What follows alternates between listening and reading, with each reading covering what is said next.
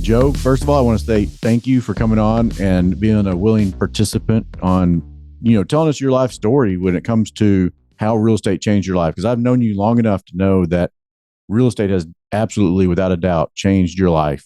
And I think you'd agree with that, right? Oh, yeah, okay. Absolutely. So to give everybody listening an idea who Joe is, Joe Funari is a real estate agent in North Texas, Dallas, Fort Worth. He specializes in investment property. So he knows, I know definitely single family home rentals, and he owns a portfolio, obviously, or he wouldn't be on this call or this video. But I love the way he educates people when they're buying rental property too. So I think you do a good job of being that evangelist on getting people into their first rental house and then growing it from there. So I don't want to tell them too much about you, but if you have anything you want to add, let us know. To begin, I actually got into real estate when I was in high school because I was working for seasonal property management in Park City, Utah. The little town I grew up in Heber City, was only a stone's throw away. So a lot of kids work there in the winters. And so I really got my teeth cut on property management and investment properties, doing maintenance. Mm-hmm. But when I got into college and was still working there in the winters, especially on the weekends, because I just had a great connection with them, and it was great work to do, to be honest with you. The pay was really good. But I thought, I never want to own an investment property. That's just too much headache with all of the maintenance and everything. And then just like any good employee, I, went to college, worked in corporate America for many, many years. And 4 degrees later, I was getting frustrated with, especially after my son was born, was getting frustrated with being out of town because I traveled so much, being in business development, traveling all over the world. And I'd missed every major event. When my wife found out she was pregnant, I got a call from her internationally. I was out of the country, his first steps, his first words, and I was tired of it. I was just tired of the travel. And one of my colleagues who I'd known for years, it said, "Have you heard of real estate investing? I work property management, but I don't know if that's the thing for me." But he says, "Yeah, I think you're ready to make a change." So he said to go read Rich Dad, Poor Dad. Best book ever. Yeah, it is. By Robert Kiyosaki. There's a lot of books out there today, especially today. David Green's got a great one. There's a lot of avenues where, especially when I'm working with first-time investors, it doesn't matter what book you read, but if it strikes a chord with you, then you need to make a change. And that did. And it was funny. I didn't understand it really at the time, but he said, I used to give people the book. This colleague, he said, but they need to have a vested interest. So you need to go out and spend the money on the book. I'm like, okay, I'm in senior management. I think I can afford a $10 paperback, even if it was that. But the best advice he gave me, he said, read it with your wife. It'll change your lives. And so we did. I went home, talked to my bride about it, and she's a much faster reader than me. But she's a smart lady too. Very smarter than me. She's a CFO of our company, because one thing I learned in all those MBA classes was the segregation of the roles and responsibilities.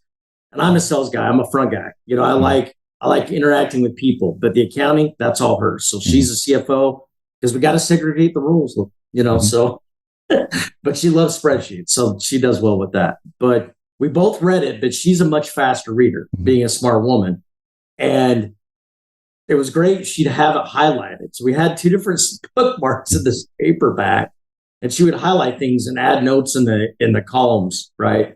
Hey, talk to me about this. And that's where real estate investing really changed our lives for the better, was the fact that we were both talking about it and having those real financial discussions. Yeah, being on the same page makes a big difference. It does. And, what's the number one cause of divorce? It's financial issues or discrepancies with accounting and how to approach the bills, finance in the family. And it's amazing that this year I've helped 2 divorced couples, which is great because you at least get two cells out of the transaction, right? Okay, yeah, that's great. Yeah. But, but the drama that goes with that in both cases, and in every case that I've dealt with divorced couples, they've always had separate accounts. What's yours is yours and mine is mine. Mm-hmm. And maybe I'm just jumping down a rabbit hole, but real estate investing taught our family, taught my wife and I that we're in this together. We really are. Team sport. So, paying off debts and whatnot. So we decided, all right, we're gonna make that change, right? We're gonna follow Robert Kiyosaki's advice. We're gonna go for long-term rentals. So within a few months, we set up our company. And within a few months after that, we bought our first rental and we haven't looked back.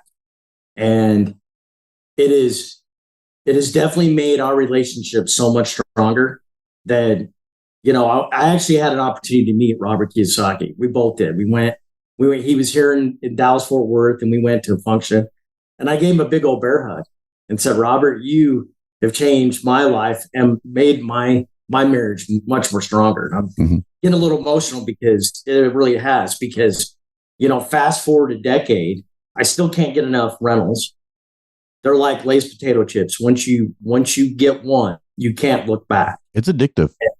It is addictive. And, the number one question I get when investors are interviewing me, because, they read all of the gurus' books, set up your core four, and this is how you interview a realtor. So I can tell that they're following the script of the questions.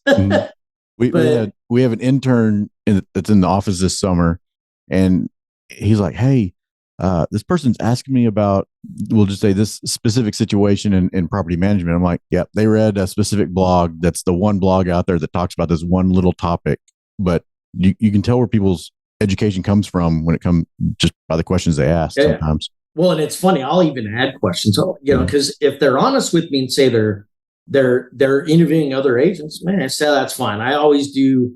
I'm never a hard pressure kind of sales approach. It's never been my MO, because my actions, my experience, and how I answer their questions in a timely manner, I'm going to win over clients more often than not. Well, and you're the kind of guy that you're coming from a base of knowledge. So it's kind of like, let the guy that knows direct the direction. And, I've also been told, and I believe it, it's a lot easier to sell somebody that wants to buy. So if they don't want what's in their best interest, there's like, why even bother? Like, they're tell them what they need, but you got to tell them what they want. Yeah. And I always ask them when they're interviewing other agents, right, that make sure that they're fellow investors. Because to your point, I've got a clear edge over my competition and other realtors, because I have done flips. I do own rentals. I've dealt with tenants and issues. And the best thing about being a real estate investor, and what I learned from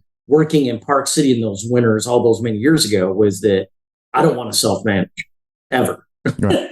You delegate out people that are competent in certain areas, give them that reign. You focus on what you're really good at. Yeah.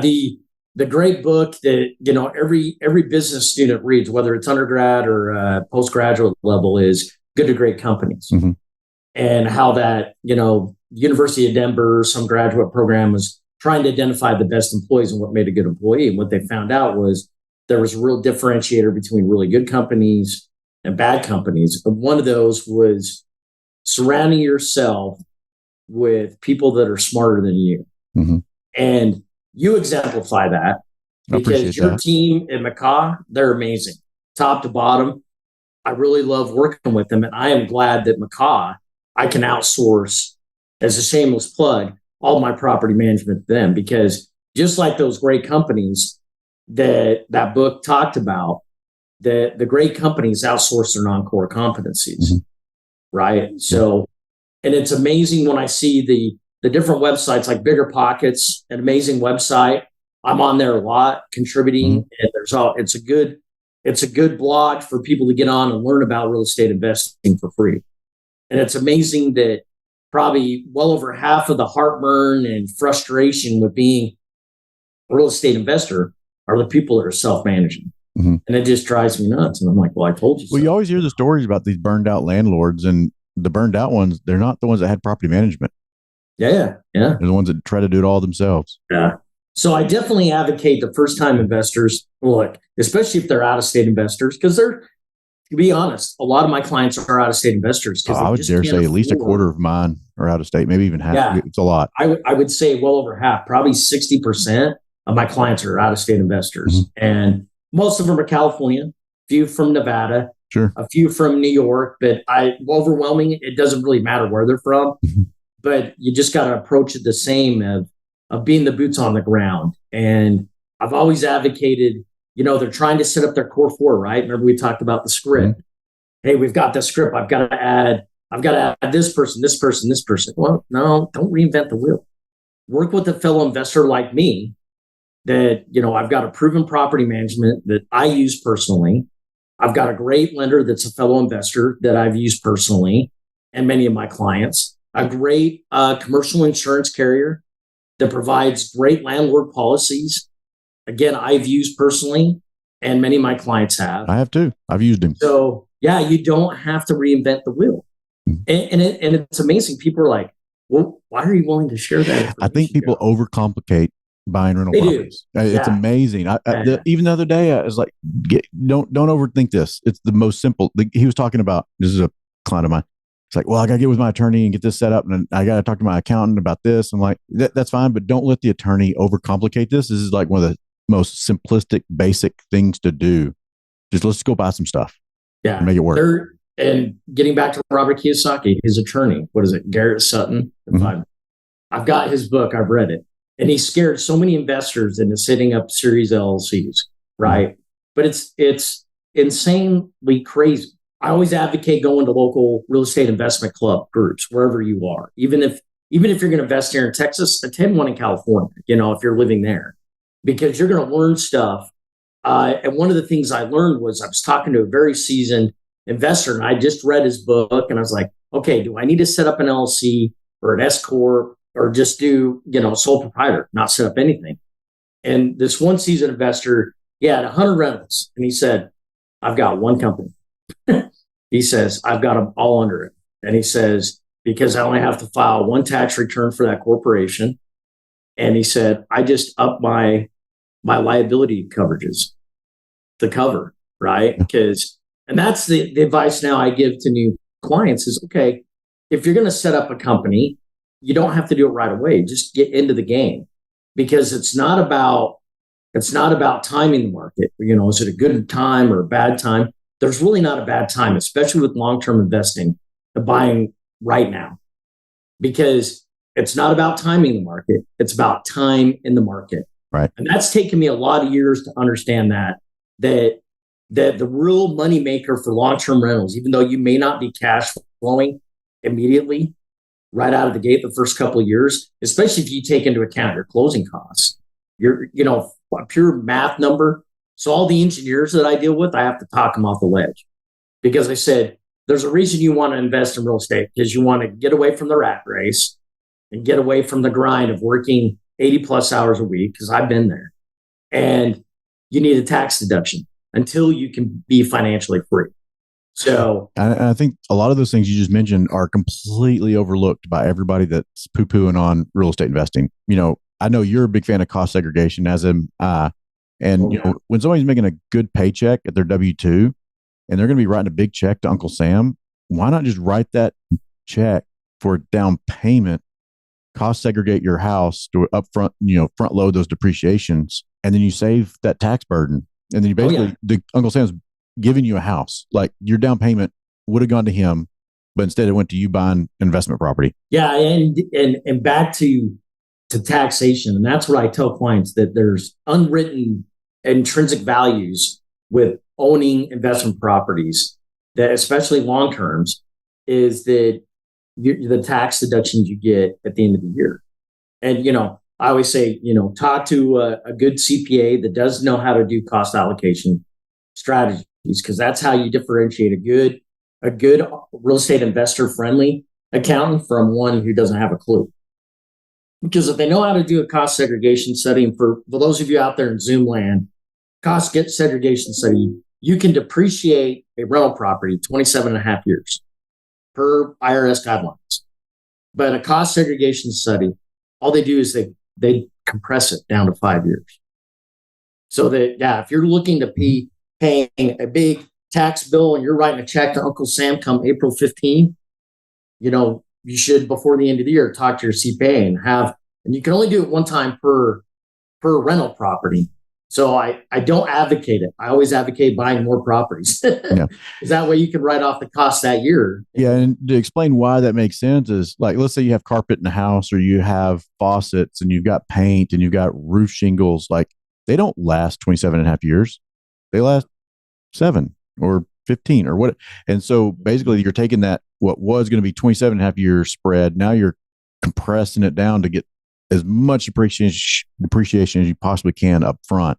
And yeah. That's been a big savior for me. And it's amazing, once you become an investor, that opportunities will fall in your lap, as far as people coming to you directly and saying, hey, well, I hear you're an investor. Well, do you pay cash? Yes. Yeah, I pay cash. Right. But, back in my head, I'm thinking, yeah, I've got a hard money lender that'll use cash. We can close this deal and make it happen. And just because it may not be the perfect property, I've got a property in Watauga, just a small little community just south here of Keller. And this was one of those cases where I had the owner come to me directly. We negotiated. Okay, here's a contract. Boom, done. And I've kept it in my portfolio now for well over 7 years.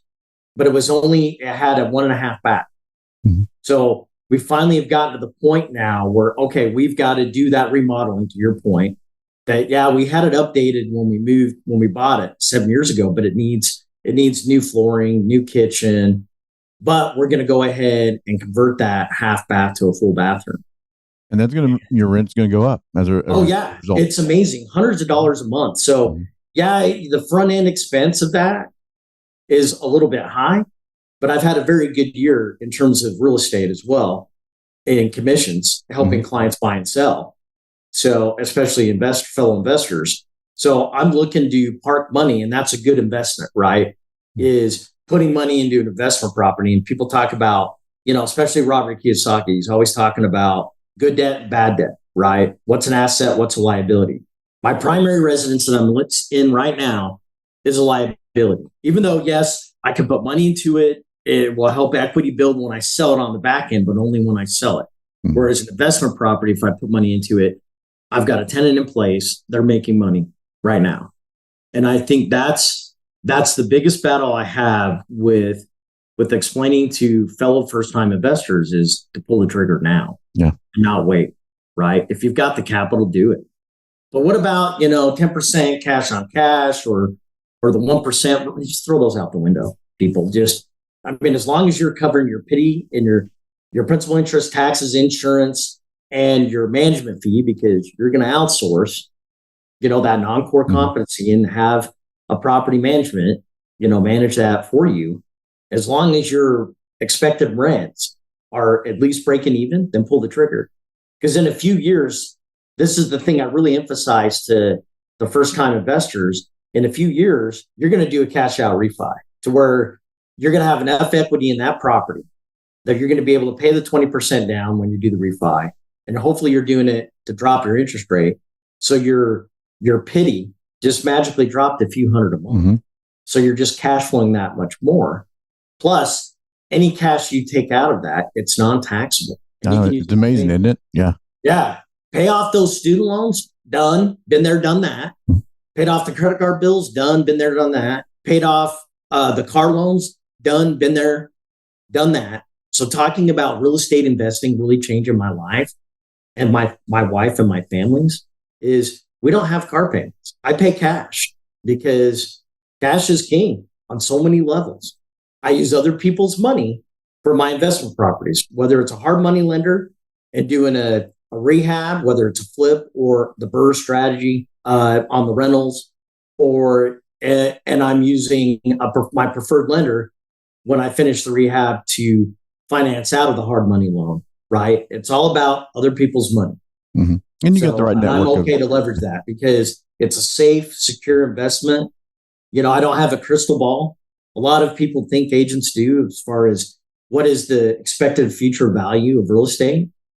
But I can look at the historical and know for at least the DFW market where I invest that the values are going to keep going up. It may not be crazy high like it was back in COVID a couple of years ago, but it's still going to be at least 5% per annum.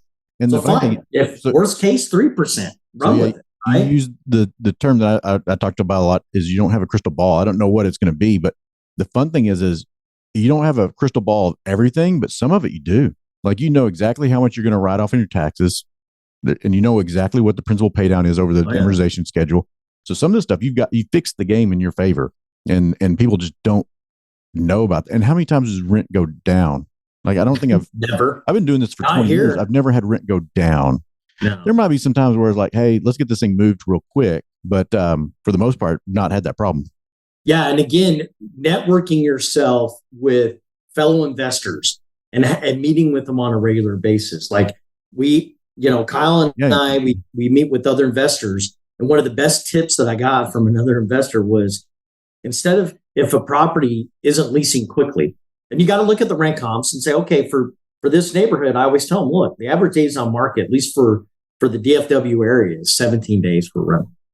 So you get these people from out of state that are using like these calculators, rent calculators. And they said, well, my default is 2 months holding cost. No, not here.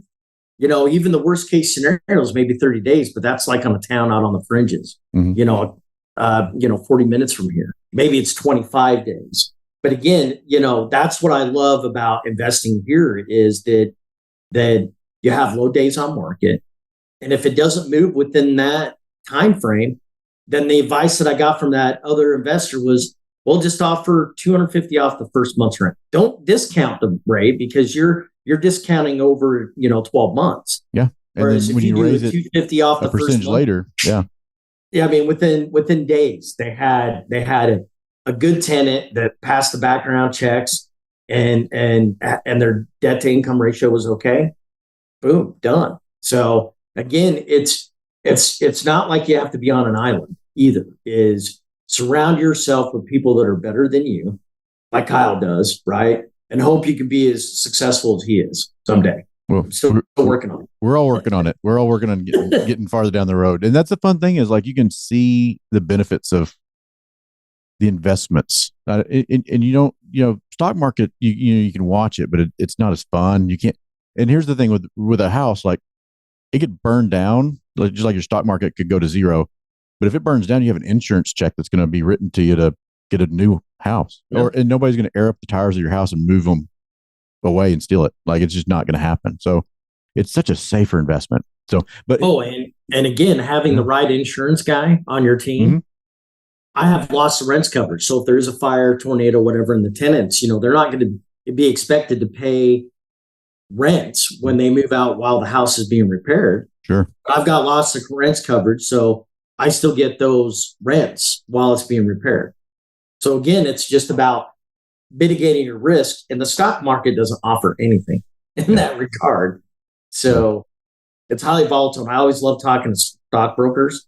Look at the S&P 500. What's the average rate of return over the last 50 years on the S&P 500?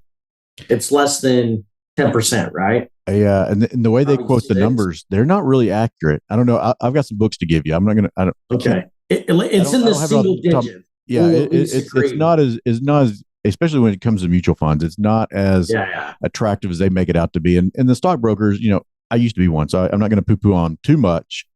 But I mean, they're salespeople.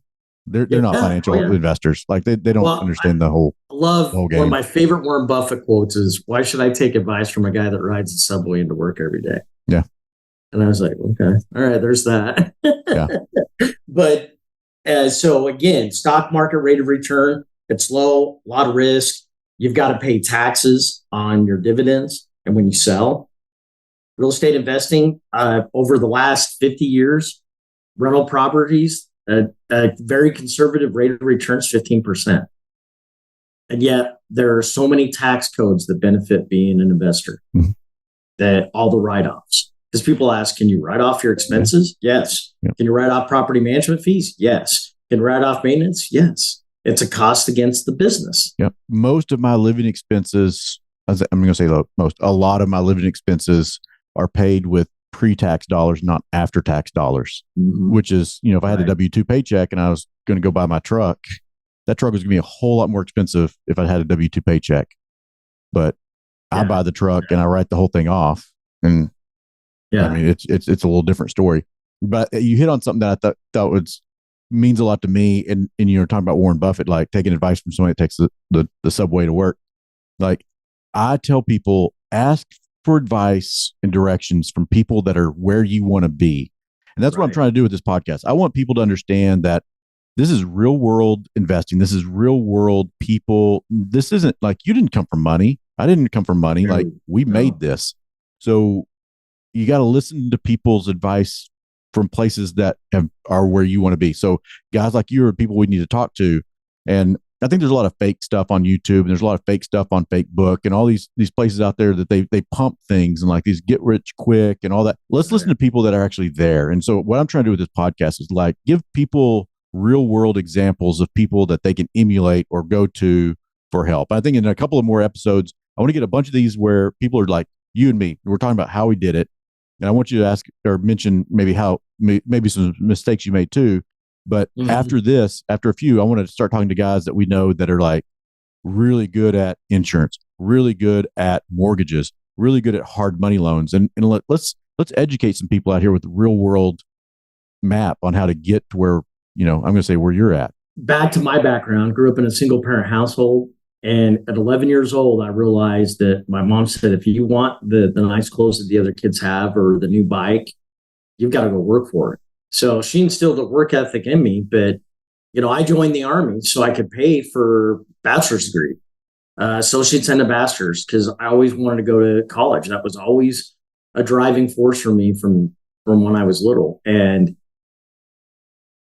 where I'm at now, that I never would have dreamed of being there. Because, I felt like I was going to have a career in the military. You don't join the military to get rich. You just don't. And there's 3 different types of people that join the military. And I was probably in the pay for college, group of people. And it helped, but it didn't get me there.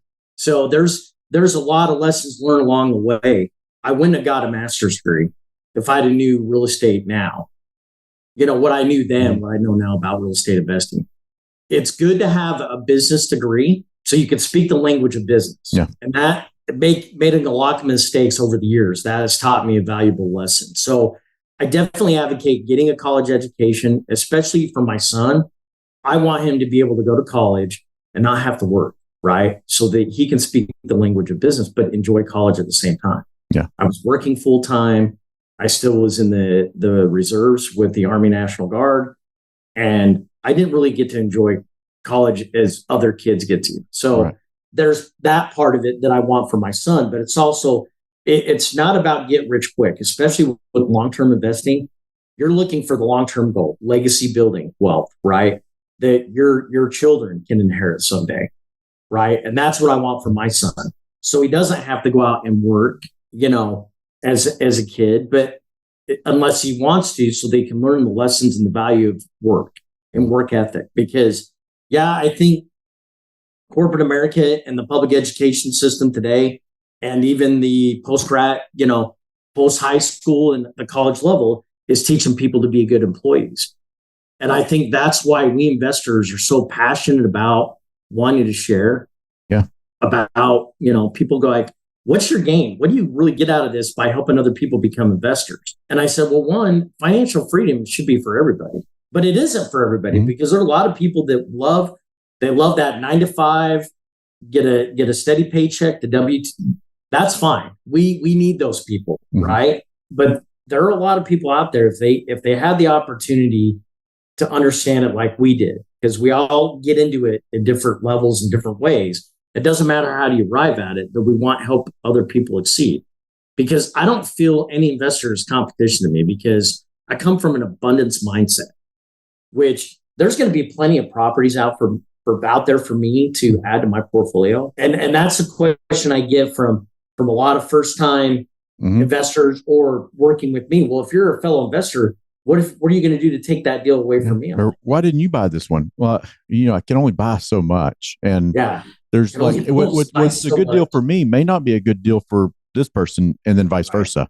Because me, I like them ugly. Oh yeah. I like it bad. I want to see through the house before I open the door. Yeah, you want it smelling so bad, and it's funny when I go in there when I actually have a client going in instead of me doing a video walkthrough for them, which I do that for my clients, especially my out of state ones, because they got to be able to see it. So I'm not the selfie stick kind of guy. I just grab the cell phone and I just do the regular walkthrough, but I'm showing them stuff what to look for because I've learned over the years, right? Like what lessons learned is that water here looks old. Yeah, it's going to probably crap out within the next year.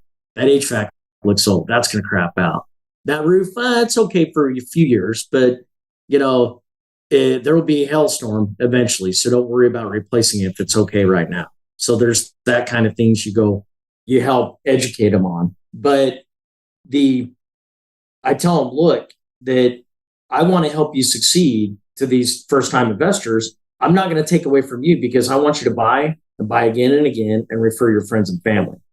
And I wanted to touch on something you mentioned earlier about surrounding yourself with people of like-mindedness. Yeah. I have learned, and especially with my clients too, that when they first start talking about real estate investing, everybody else, friends and family, they all mean well, but they give bad advice because they don't understand investing. They're not coming from the place you want to be. No. They're that W-2 safe employee type person. And that's the poor dad that Robert Kiyosaki talks about.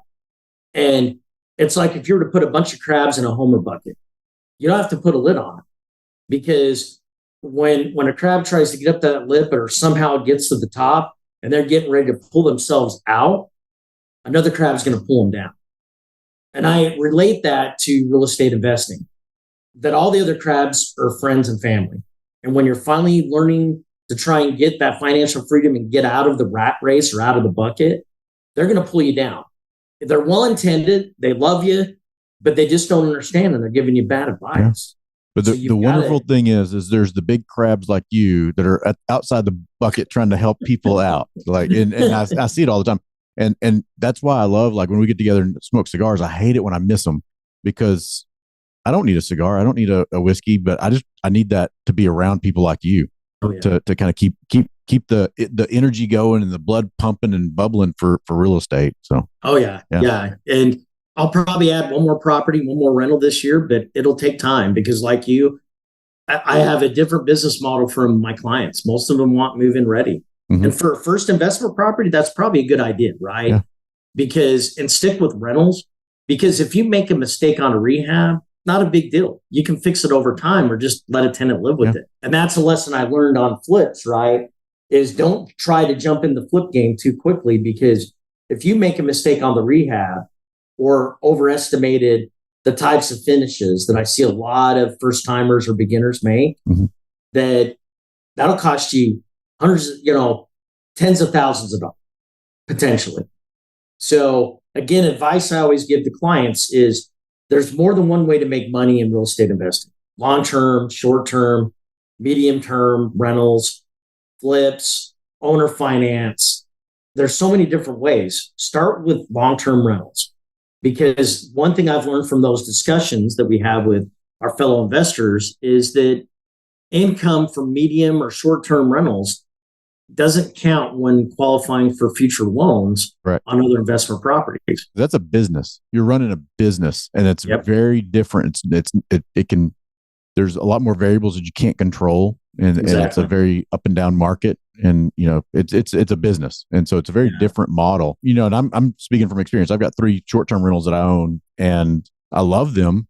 And for the most part, they cash flow more than a single family rental would, but they're more intensive. There's a lot more unknowns. There's months where I make nothing, and there's months that I gangbusters. But it's not for lighthearted people, because I put a lot of money. You've got a big enough portfolio of long-term rentals and done enough flips. You have the experience, so it's not going to kill you that 3 properties you're not counting the income. Right. You're just counting the money that's in the account that goes in at the end. Right. And that's what I tell people is that start with long-term rentals. do five. Do five, regardless of what exit strategy you do five transactions before you even think about moving into another. But for me, flips are okay, but in this market, it, as volatile as it is, I'm much safer with rentals because And again, it's we tight. talked about There's not earlier. a lot of equity in the deals right now. It's not like you No, can. there's not. And No, anybody that brings you a deal, like you got to source your own deals. Like you you can't help. You can't expect to get your house off of a wholesaler because the wholesalers, I mean, they're taking everything they can off of that bone. Like all the meat's gone by the time they bring it to you, and they tell you it's going to be worth do. X, and it's like X divided by two, really, when it's all said and Yeah, done. And then they'll say, "Oh, this is a cosmetic $20,000 remodel," and it ends up being more like 50. So yeah, these jokers, they don't it's either dangerous because they don't know what they don't know, or they're dangerous because they're dishonest. I don't know which one it is, but and it's and I would say rarely that, accurate. and that's one of the biggest lessons I learned is I bought from not one but two major wholesaler that are national, Mm-hmm. and both cases they way underestimated the repairs. Mm-hmm. Now I still own those rentals today. Yeah, I overspent, but again, like I talked about earlier, so what? You spend a little bit more, but as long as it's cash flowing, and I still hold Yeah. the asset after a decade. Real estate is a very forgiving business model.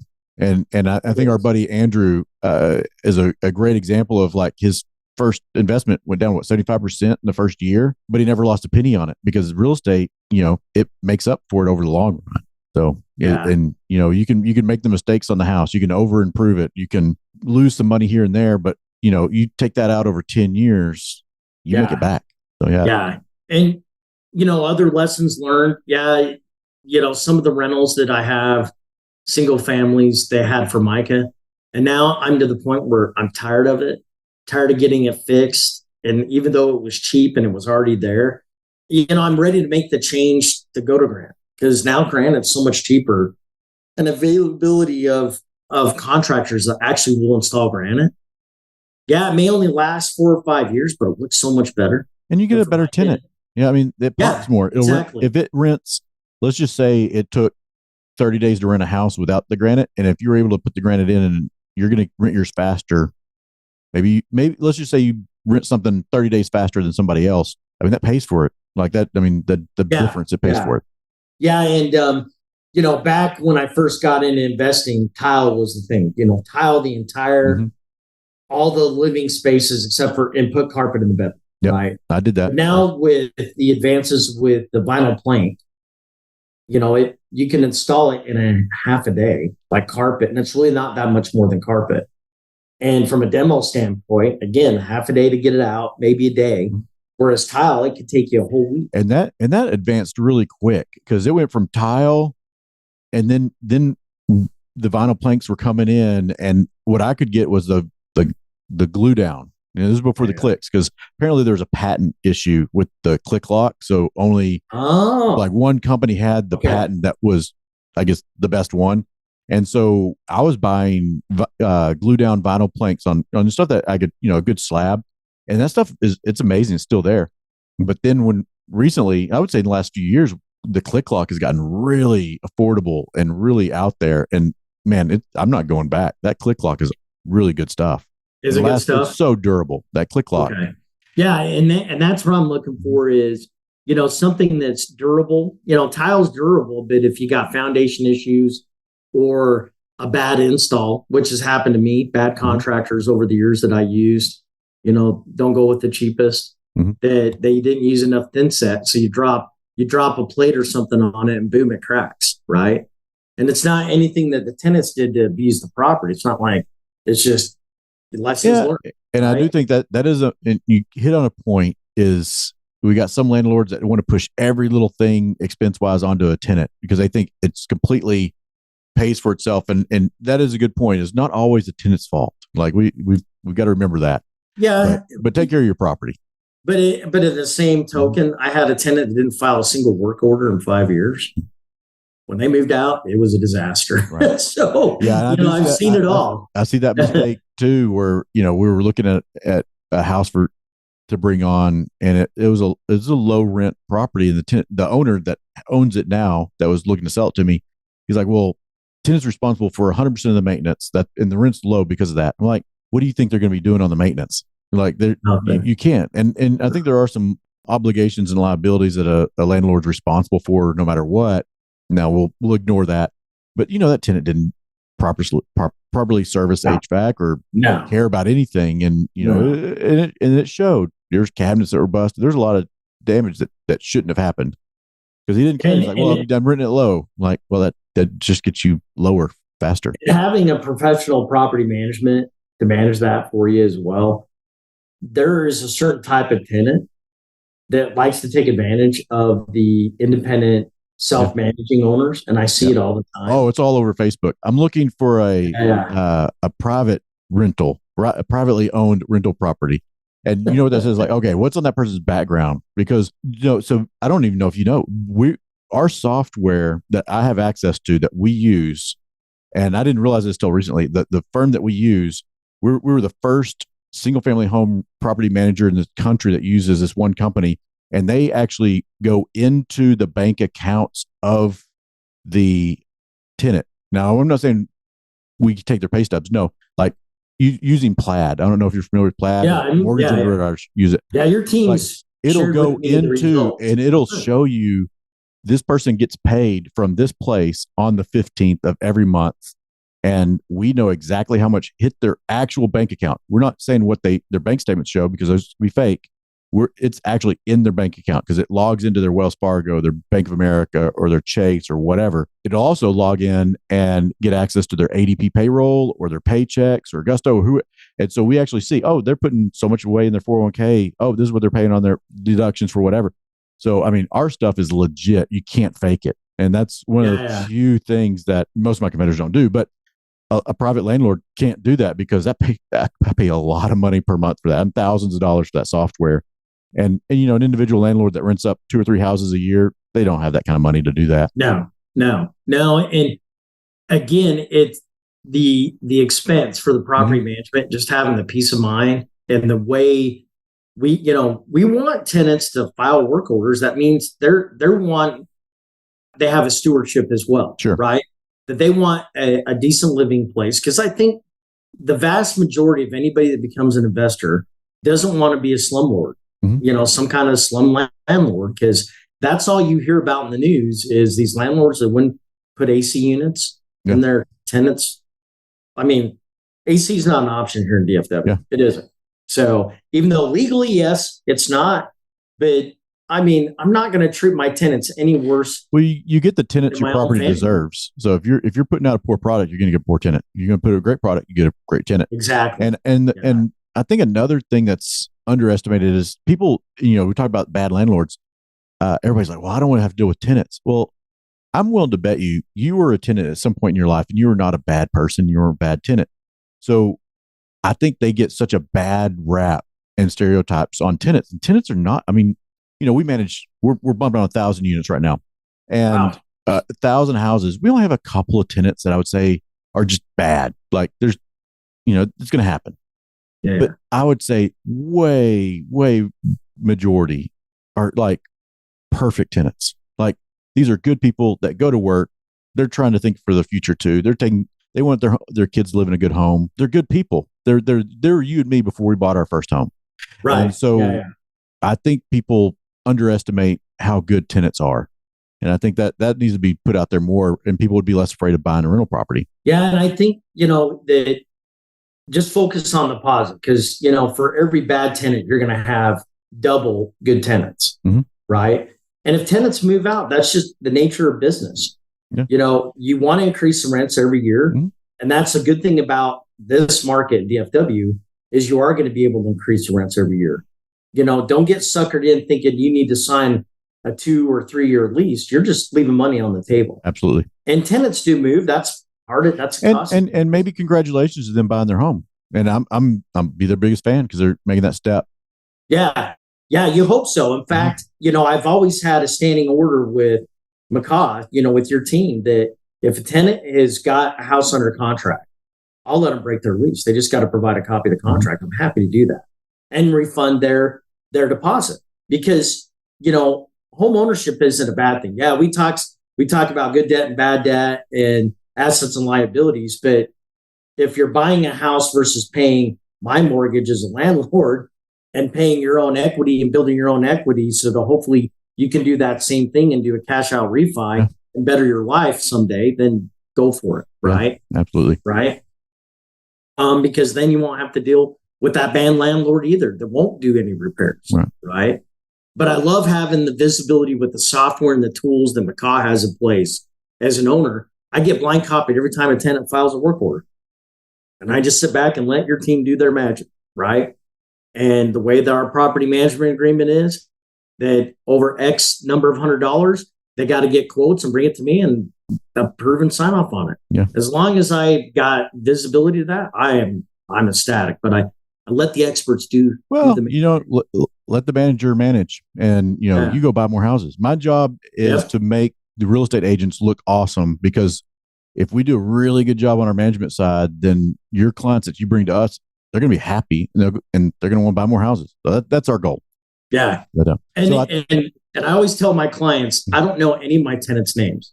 You don't want I can look on the lease agreements that McCaw provides, and I'll tell them to you, but I don't have to worry about that because McCaw's already done the background checks. They've checked their income levels to make sure they can afford the rent. And that's something that I feel McCaw does way above and beyond other PMs, because most PMs, they just want to get a lease as quickly as possible because that's when they get their revenue, right? We learned quick, 80% of your problems can be eliminated by just not letting in the wrong person. Yeah. And so we were really strict on, like, we just can't have a bad tenant move in just because it's vacant. Like we've got to get the right people. So my advice to anybody watching out there in Zoom land, be patient with the process, especially if you've had the house on the market a few weeks and you finally get somebody that applies, let them work the process, because if they don't meet those requirements and there's some issues and McCaw says, we're not comfortable leasing to this person because of those issues or potential, like you said, you can identify 80% of the problems up front. You got to trust the process. Yeah, I've got a personal rental of mine in Wichita Falls, and I've got 3 separate apps have come in on my rental house, and none of them could provide proof of income in a way that we could just to take it as authentic. So I'm like, no, we'll just sit on it. We'll sit on it because I'll get another one. There'll be another app. And that's the great thing about this market is so many people are relocating here from other parts of the country that you're going to get a quality tenant that's going to apply, and whether they're moving it out of state or local, it doesn't matter. As long as they meet those requirements, right? We're good, right? Pay your rent, pay it on time. I'm ecstatic, right? So, yeah. Well, Joe, I know we could talk forever because we do about real estate and all the pros and the cons too of owning it. But we got to have it for so long as far as the podcast goes. So I want to say thanks for coming on, and I love that you're able to explain the impact that owning real estate does for you and your family. And I think that's what the takeaway I want everybody to understand is, like, owning real estate can change your whole outlook on life. And I think you've done a really good job of doing that, and you're a great resource too. So I encourage, and when this goes out live onto Facebook or Podcast Land or wherever we're putting it, we'll make sure that your contact information is on there, because I think it would be great for people to reach out to you as an agent. I think you're definitely one of the. You know more than 99.99% of the agents out there when it comes to rental property. That's the thing is, like, if I'm going to give people warning on buying an investment property is, we see this happen all the time, is people that want to go buy their first rental, they use a real estate agent, which is great, but they use a real estate agent that doesn't understand investment propriety, and they haven't run rent comps, and maybe they bought something. That's the first thing I tell them. See if they can run rent comps. Yeah, one of your neighbors brought us a couple. They were self-managing. They brought a couple of rental houses to us recently that they bought already rented, and it was bad. The agent didn't they just wanted to sell them a block of 7 houses, but they didn't really explain. Oh, well, these tenants, this is their track record, this is their background, this is the condition of the property. They didn't do any of the due diligence that I know you would.